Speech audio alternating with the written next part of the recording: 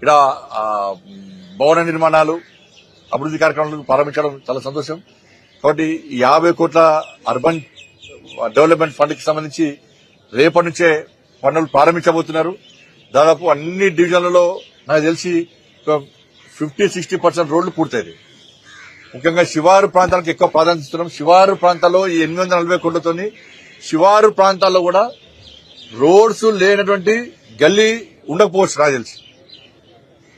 ఆ విధంగా ప్రయత్నం చేస్తున్నాం. ఈ ఫండ్స్ సరిపోకుంటే ఇంకా అదనంగా వేరే ఫండ్స్ కూడా తీసుకొచ్చే ప్రయత్నం చేస్తున్నాం. ఇలా అర్బన్ డెవలప్మెంట్ ఫండ్ 50 కోట్లు వచ్చినాయి. ఇంకా 50 కోట్లు తీసుకురావడానికి ప్రతిపాదన పంపినాం మేము. ఇంకా 50 కోట్లు రావడానికి సరే 30 కోట్లు వస్తాయా 40 కోట్లు వస్తాయా అవి కూడా రావడానికి సిద్ధంగా ఉన్నాయి. అవి కూడా వచ్చే అవకాశాలు ఉన్నాయి. అవి వస్తే ఇంకా ఫుల్ ఫ్లెడ్జ్ ఇలా అన్ని రోడ్లు కూడా నిర్మాణం అయ్యే అవకాశాలు ఉన్నాయి. కాబట్టి ఒకవైపు 840 కోట్ల రూపాయలు ఇవి, 70 కోట్ల రూపాయలు స్మార్ట్ సిటీ ఫండ్స్ వచ్చినాయి, 50 కోట్ల రూపాయలు అర్బన్ డెవలప్మెంట్ ఫండ్ కింద వచ్చింది, ఇంకా 30 కోట్లు వచ్చే అవకాశాలున్నాయి. అమృత్ కింద ఆల్రెడీ 279 కోట్ల రూపాయలు వచ్చినాయి. కాబట్టి ఇవన్నీ కూడా కరీంనగర్ అభివృద్ధికి దోహదపడే అవకాశాలు కాబట్టి రాబోయే రోజుల్లో ఇంకా నిధులు తీసుకొస్తా.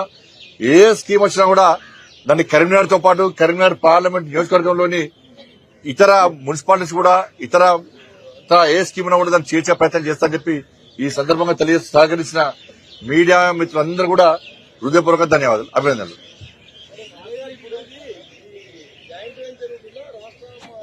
లోన్ ఫెసిలిటీ ఉంటుంది. రాష్ట్ర ప్రభుత్వం మంచిగా ఇస్తూ లోన్ ఫెసిలిటీ ఇస్తుంది. దానికి అవకాశం ఇచ్చారు మనకు.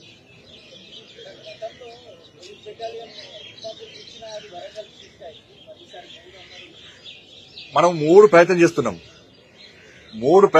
దానిలో 1 ఇస్తారా 2 ఇస్తారా 3 ఇస్తారా తెలియదు. కానీ ఏదో ఒకరి వద్ద గ్యారెంటీ పట్టుకొస్తా. 3 పట్టుకొచ్చే ప్రయత్నం చేస్తా. 3 రావాలనే ప్రయత్నం. కానీ 3 తీసుకొస్తే చాలా సంతోషం మనకు. 3 కూడా వచ్చే అవకాశాన్ని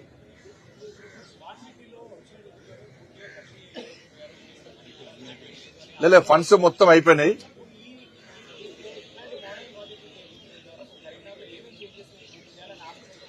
ఇప్పుడు అన్ని రకరకాల ప్రతిపాదన దానికి మనం ఇష్టానుసారంగా చేసుకునే అవకాశం లేదు. కొన్ని గైడ్ లైన్స్ ఉండేవండి. వాటి ప్రకారం మనం ముందు వైపు చేస్తాం. పోయినసారి స్మార్ట్ సిటీ నిధులు మొత్తం వెచ్చించడం జరిగింది. దాన్ని ఎక్కడ దాన్ని ఆపే ప్రయత్నం జరగలేదు. మొత్తం ఫుల్ ఫ్లెడ్జ్ అయింది. అందుకే కరీంనగర్ రోడ్స్ గిడ్స్ అన్ని వాళ్ళు మనకు కనబడుతున్నాయి. వాళ్ళ ఆ అభివృద్ధి విషయం కరీంనగర్ ప్రజలు మనకు గెలిపించేది.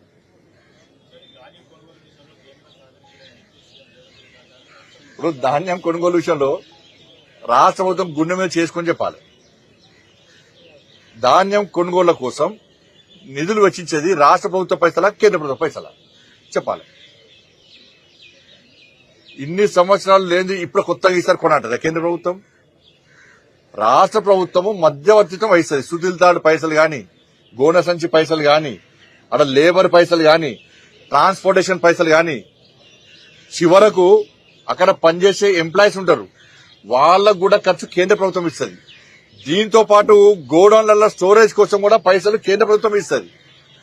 రాష్ట్ర ప్రభుత్వం మధ్యవర్తిత్వం వహించేది కూడా కమిషన్ కూడా కేంద్ర ప్రభుత్వమే ఇస్తుంది. ఇది వాస్తవం. ఇది ఒక తెలంగాణ రాష్ట్రంగా దేశవ్యాప్తంగా ఉంటుంది. కాబట్టి కొనుగోలు చేయడంలో ప్రణాళిక తయారు చేయడంలో రాష్ట్ర ప్రభుత్వం విఫలమైంది. ఇలా మేం చెప్పడం కాదు, వాళ్ళ పార్టీకి సంబంధించిన ఎమ్మెల్యేనే క్షమాపణ చెప్పిండు. వాళ్ళ పార్టీ సంబంధించిన ఎమ్మెల్యేనే క్షమాపణ చెప్పిండు. మేము జరిగే సమాధానం వాళ్ళే చెప్పుకోవాలి. కాబట్టి జరిగింది ఏదో జరిగిపోయింది. భేషజాలకు పోకుండా నా విజ్ఞప్తి రాష్ట్ర ప్రభుత్వం కూడా ఈ విమర్శలు ప్రతి విమర్శలు వానేసి ఇప్పటికైనా అందరు కలిసి సమన్వయంతోని అందరి సూచనలు సలహాలు పాటించి యుద్ధ ప్రాతిపదికన కొనుగోలు ప్రారంభించి రైతులకు ఇబ్బంది కాకుండా కొనాల్సిన బాధ్యత రాష్ట్ర ప్రభుత్వం ఉంది. భేషజాలకు పోవద్దు. ఎవరిచ్చిన సూచనలు తీసుకోండి. దానిలో మంచి సూచనలు పాటించండి, సలహాలుంటే పాటించండి. రైతులు నష్టపోకుండా ప్రతి గింజ కొంటాను మాటించి కాబట్టి ప్రతి గింజ కొనండి, బోనస్ ఇవ్వండి. ఇస్తే రైతులు సంతోషంగా ఉంటారు. ఇలా మేము మిమ్మల్ని విమర్శించడము, మీరు మళ్ళా మమ్మల్ని విమర్శించడం, ఈ టైం పాస్ పాలిటిక్స్ వద్దు. సరే, విపక్ష పార్టీలు ప్రతిపక్ష పార్టీలు అన్నప్పుడు రైతులకు అండగా నిలవాల్సిన అవసరం ఉంది.